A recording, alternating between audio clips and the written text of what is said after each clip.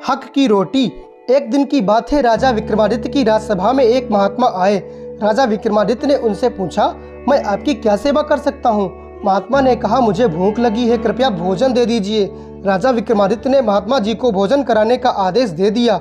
जब भोजन सामने आया तो संत ने रोटी देखकर राजा विक्रमादित्य से कहा, राजन, आपने जो भोजन इस थाल में रखा है वह हक का है या नहीं। हक यानी अधिकार। ये बात सुनकर विक्रमादित्य चौंक गए कि हक का भोजन क्या होता है। राजा विक्रमादित्य ने कहा, आप बताइए, मैंने तो पहली बार सुना है कि हक का भी भोजन होता है। संत ने कहा, गांव में जाइए, वहां आपको एक बूढ़ा व्यक्ति मिलेगा, उससे पूछिएगा। जब राजा विक्रमादित्य बताए गए पते पर पहुंचे तो वहां एक जुलाहा सूत काट रहा था। राजा विक्रमादित्य ने उस बूढ़े जुलाहे से पूछा, ये हक का भोजन किसे कहते हैं। उस बूढ़े ने कहा, आज मेरी इस पत्तल में जो भोजन है उसमें आधा हक का है और आधा बेहक का है।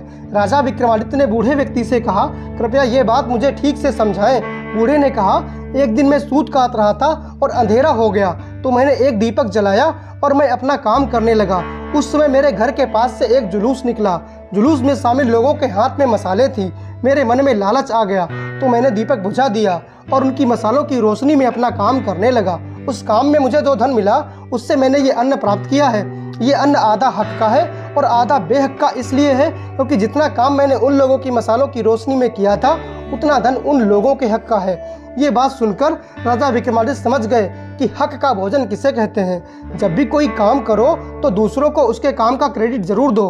हमेशा ध्यान रखें, कुछ पाने के लिए सबसे पहले अपने संसाधनों का उपयोग करना चाहिए। अगर दूसरों के साधनों का उपयोग किया है तो उन्हें इसका श्रेय जरूर दें। हमारे हक का हमारे परिश्रम और हमारी वस्तुओं से ही प्राप्त किया हुआ होना चाहिए। दोस्तों, इस कहानी के बारे में अपनी राय जरूर कमेंट करें। मिलते हैं अगले वीडियो में अगली कहानी के साथ। तब तक के लिए जय हिंद।